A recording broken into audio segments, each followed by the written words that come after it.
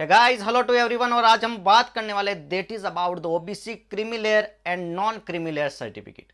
कई सारे स्टूडेंट के क्वेश्चन आए थे, बहुत सारे कमेंट बॉक्स में डाउट आए थे कि सर ओबीसी के रिगार्डिंग हमारे सारे डाउट क्लियर कर दीजिए। तो पहला डाउट आया कि सर मैं यूपीएससी का फॉर्म भरना चाहता हूं। ठीक है, अब मैं ओबीसी नॉन क्रीमी लेयर का वहां पर पूछा जाता है, मेरे पास ओबीसी का तो सर्टिफिकेट है लेकिन नॉन क्रीमी लेयर का सर्टिफिकेट अलग से बनेगा क्या?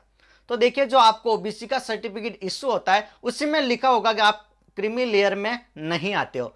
अगर ये लाइन लिखी गई है कि you are not under creamy layer criteria, मतलब आप ओबीसी नॉन क्रीमी लेयर में आते हो, आपको अदर सर्टिफिकेट बनवाने की कोई भी जरूरत नहीं है।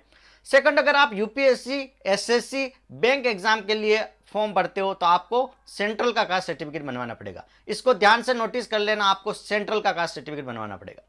ठीक है, सेंट्रल का बनवा लिया, स्टेट के एग्जाम के लिए आप स्टेट का बनवाइए। ठीक है, अब सेकंड आता है कि सर ये वैलिड कब होगा? तो हर एक फाइनेंशियल ईयर में, मतलब अप्रैल महीने से मार्च महीने तक वैलिड होता है। अभी जो मंथ चल रहा है जुलाई, ठीक है, तो अप्रैल महीने के बाद जो अभी बनवाया होगा सर्टिफिकेट वही वैलिड होगा। उससे पहले वाला फाइनेंशियल ईयर चेंज हो गया। ठीक है, वो सर्टिफिकेट उससे पहले का था। यहां तक आपको क्लियर रखना है कि हर एक फाइनेंशियल ईयर इसकी वैलिडिटी होती है। ठीक है, पीएसयूज, बैंक, सारे एग्जाम के लिए यही क्राइटेरिया होता है। तो देखो, ज्यादा कंफ्यूजन अपने दिमाग में बिल्कुल नहीं रखना है। सरकारी कर्मचारियों के लिए सैलरी को नहीं जोड़ा जाता है, चाहे 50 लाख हो, लेकिन आप अगर थर्ड ग्रेड में आते हो आपको आरक्षण का फायदा मिलेगा।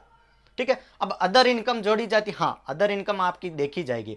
अगर आपकी इनकम सैलरी के अलावा other income, for example bank से ब्याज आ रहा है, कई 4-5 घर बना के किराए दे दिए, तो वो तो आपकी अदर इनकम हो गई। एक दुकान खोल के बैठ गए, उससे पैसा आ रहा। अगर वो 8 लाख से ज्यादा जाता है, अगर वो 8 लाख से ज्यादा जाता है तो आपको आरक्षण का फायदा नहीं मिलेगा।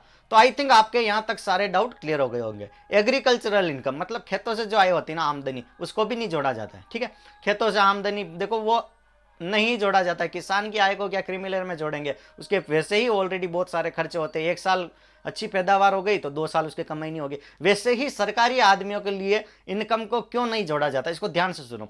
शुरू के 8-10 साल में उनकी पे ग्रेड बहुत कम होती, बहुत कम पैसा मिलता है, उनसे अपने बच्चों को वो हाई लेवल की एजुकेशन नहीं दे पाते। लेकिन जब लास्ट के रिटायरमेंट के टाइम पे 8-10 साल जॉब करते हैं, उस टाइम ही उनका अमाउंट बनता है। और उस टाइम अगर उनके बच्चों को आरक्षण का फायदा नहीं देंगे तो ये उनके लिए नाइंसाफी होगी, इसलिए उनकी इनकम को नहीं जोड़ा जाता है। ये क्वेश्चन मुझे मिलता था कि सरकारी आदमी तो इतना कमाते थे। देखिए, ऐसा कुछ नहीं है। कई सारे बच्चों के पेरेंट्स ऐसे हैं जो 2-3 हजार रुपये में जॉब के लिए लगे थे। पुराने टाइम में बहुत कम पैसा मिलता था, धीरे धीरे धीरे बढ़ते बढ़ते पे ग्रेड आज जाके अगर 60-70 हजार हो जाता है तो पहले उन्होंने बहुत सारा शायद कर्ज ले रखा होगा, बहुत सारा उनके ऊपर बोझ होगा, तो उसको कवर करते करते इस लेवल पे आए। तो वो सिर्फ आपको शो हो रहा है, लेकिन इतना पैसा उनके पास नहीं हो पाता है। लेकिन वही आप बिजनेस में कुछ फर्जीवाड़ा करके अपना लो लेवल का सर्टिफिकेट बनवा सकते हो। सरकारी आदमी बिल्कुल नहीं कर सकता फर्जीवाड़ा, क्योंकि गवर्नमेंट आपको पैसा दे रही है, 8 लाख क्लियरली शो होगा। इसलिए इस क्राइटेरिया को थोड़ा चेंज किया गया। ठीक है, तो आई थिंक आपको ये क्वेश्चन मुझे फिर से नहीं मिलना चाहिए कि सर ये सरकारी आदमी को क्यों रिजर्वेशन दे रखा है, क्यों क्रीमी लेयर का ऐसे डिवाइड कर रखा है। हाँ देखो, लेक्चरार को पहले से अच्छा पैसा मिलता है, फिर उसका पेमेंट बढ़ जाता है तो उनको आरक्षण का फायदा नहीं दे रखा। देखो, गवर्नमेंट ने बहुत अच्छे से डिसाइड कर रखा। हाँ, लेकिन ओबीसी के लिए थोड़ा पक्षपात जरूर है।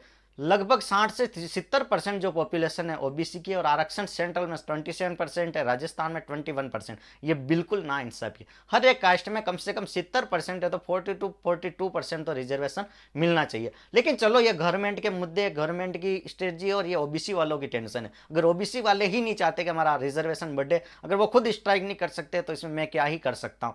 तो सबको अपने आप में मोटिवेट होने की जरूरत है, अपनी एक यूनिटी बनाने की जरूरत है। क्योंकि आई थिंक जो गवर्नमेंट डिसाइड करती है ना, आई थिंक यूबी ओबीसी से होती है। अदर कास्ट बहुत कम है, सबसे ज्यादा ओबीसी पर ही है। और अगर ओबीसी कुछ डिमांड करे ना और उनकी डिमांड पूरी ना हो, that is not impossible thing है यार।